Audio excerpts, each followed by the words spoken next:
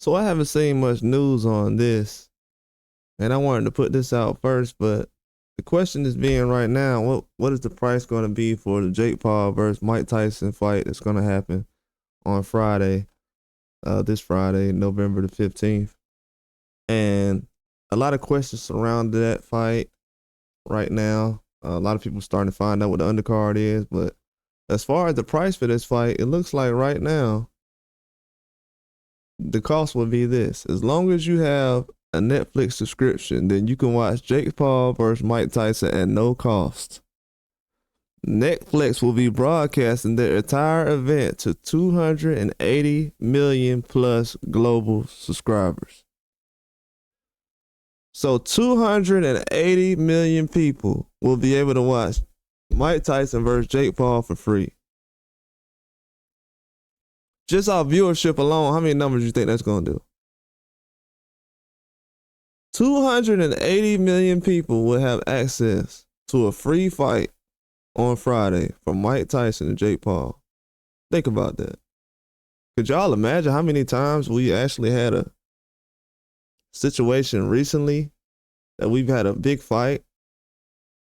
Whether it's dealing with guys who's in the business, outside the business, YouTubers, guys who was amateur then turned pro, this Jake Paul, Mike Tyson situation. Usually not too many fights that's free. I'm telling you right now, I did not expect this fight to be free on Netflix. Thought it would be some kind of hiccup, but from what I'm seeing, the entire event is gonna be on November 15th. These times right now are based off of European times. So overseas, things like that. The fight in America should start around 5 p.m., 6 p.m. around that time, Eastern time. So I would be expecting that, especially on a Friday.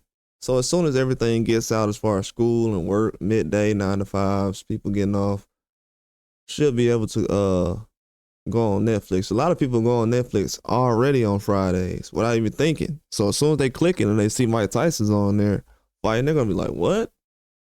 So this is a huge situation we're in right now.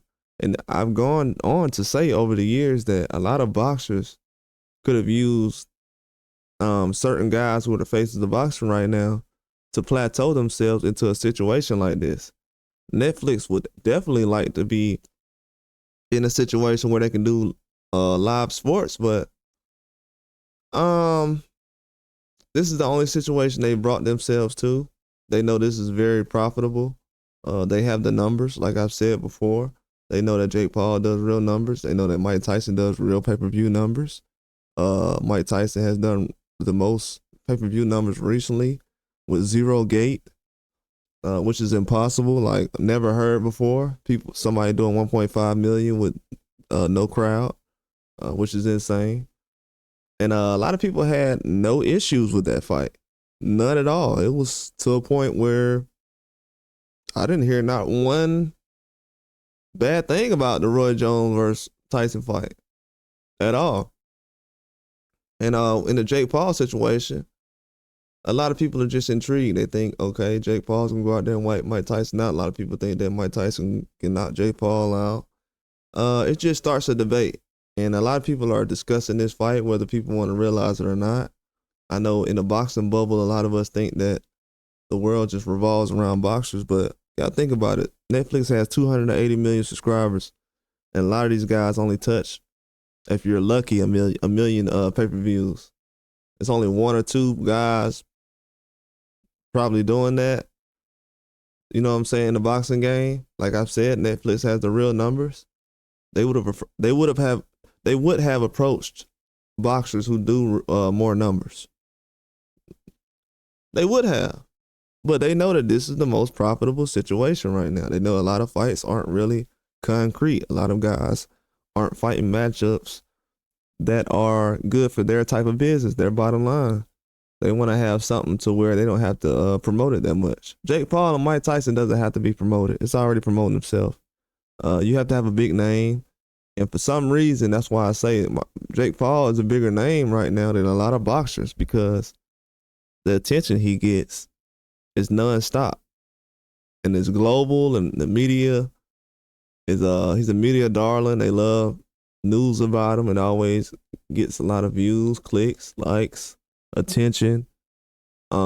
He's all over the place. His brother is as well. So this is a weird situation. This is definitely unlike anything we've ever seen before, especially with a guy who was not even alive when Mike Tyson first started boxing. And now he's getting in a ring with him. So it's like, what are we talking about? It's a whole different situation than it was before in the past. And for Netflix to put this fight on free, it just goes to show that it's people outside of boxing who don't really charge you to put on fights. Like I've said before, a lot of people are putting on free fights, a lot of apps, a lot of different things like that. They figured out other ways to attract people to their platforms, and other ways to basically prosper and have a lucrative situation. But for this to be free for everybody, it's a game changer. It shows that boxing is way behind. So now you got a fight that people are interested in more than you are a boxing match. That includes champions and guys who are actually real deal current professionals, current. And this replaces it. And this goes to show that a lot of the guys just not as big as they think they are. I keep trying to say it, but the media and everybody else, they'll show you. And Netflix will as well. And watch how big the event is Friday. But that's all I got. Like and subscribe.